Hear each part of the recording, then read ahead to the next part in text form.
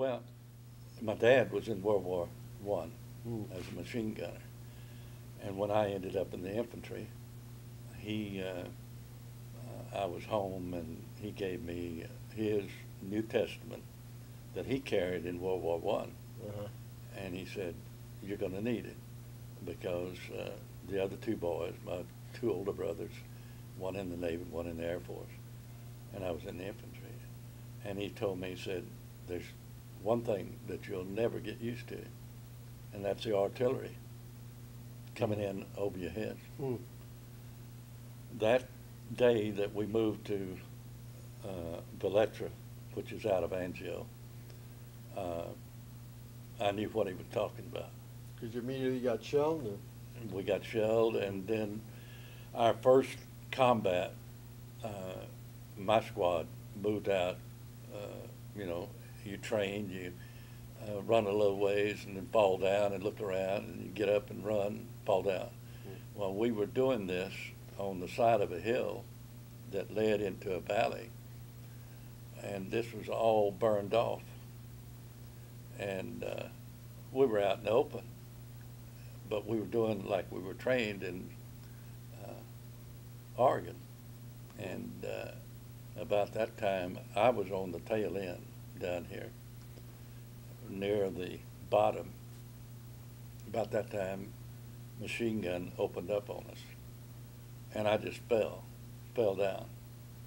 And he got the fellow next to me, and I think three others as it went up the hill. And he kept going back and forth. The bullets were coming in between my legs and ripped my pants. And I just lay there.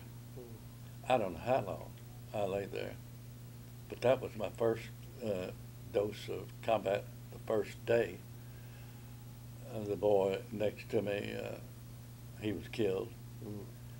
I worked myself backwards, crawling backwards, and I got to the top of the hill, and I took a chance. I jumped up and ran, and got back to the rear where mortars were, and I directed the fire to where they were.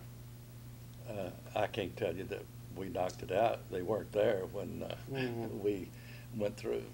Yes, I crawled back probably as far as here to the end of the room down there, backwards, not moving, just gradually. It took me a half a day, but I'm here today.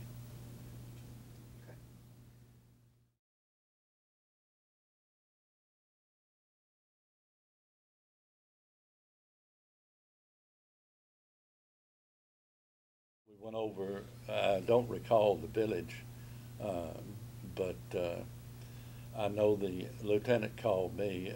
My primary tour of duty was taking out patrols, and he wanted me to take a patrol over strength and find where the underwater bridges were on the Arno.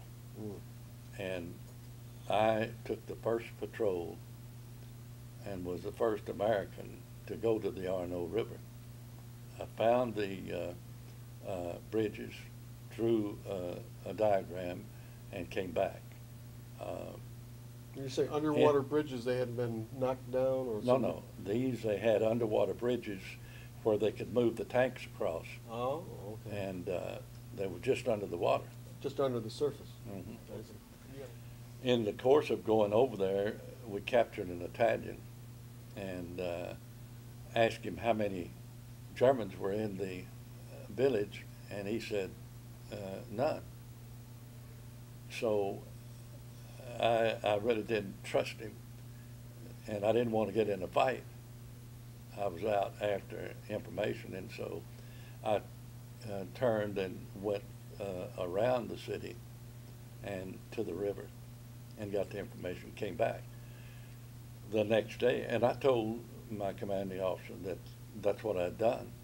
But the next day, when I believe B Company attacked, there was 200 Germans in there. Wow. So with 17 in a squad, we Yeah. wouldn't have made much headway.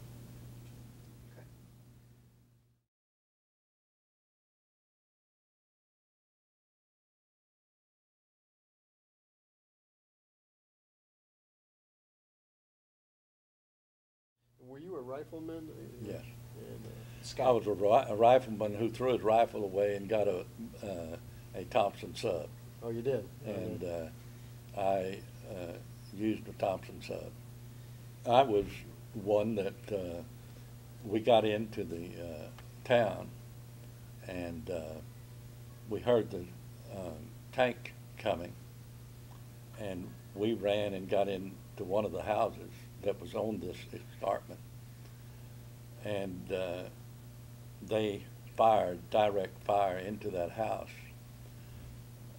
It went through the wall and out the wall, and of course you can imagine the dust and smoke, and some of the men were saying, Bedgood, wave the white flag. I said, hell no. You see that hole, jump out of it. And that's what we did. We ended up with 17 of us came out of there at the bottom of the hill. We stayed down there, and they brought up reinforcements, and we re-attacked. You attacked from there. Mm-hmm. Somehow you avoided capture. Somehow they didn't have my number.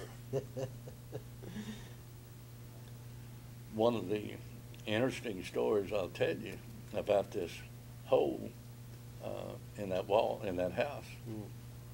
We made our trip back to Italy, and we went into Livorno, and I was trying to find this house, and I was crawling around on the ledge trying to find where a hole had been patched, and I thought I found it. A lady come running out of the house yelling and waving her hands and all, and the interpreter called me back, and I went back, and she was fearful of my life. I would fall off the cliff, you know. Oh. During the course of the war, in battle, thick of battle, there was a woman that was up on the cliff, and she was carrying a bassinet, and we put her in one of the caves, got her out of the fire. And so when I began to tell her what I was doing, she stopped me and told me the story. Come to find out, she was the babe in the basket. Wow. And it was her mother that we put in the deal. And of course, over the years, she had married, and she had children.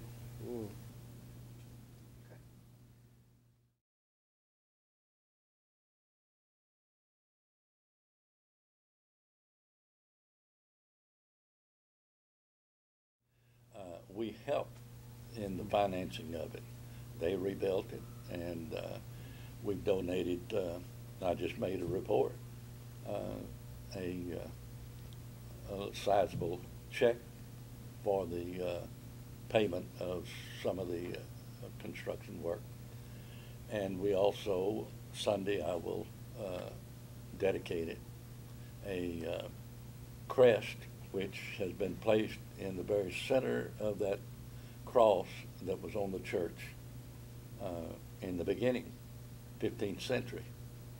A beautiful cross. And I've had a crest made, bronze casting, that the cross has an opening square. They sent me the measurements. I had the crest made. And also a plaque that gives a message to them. Both, it's like a book, both in Italian and English. And it's placed below the cross. That will be Sunday.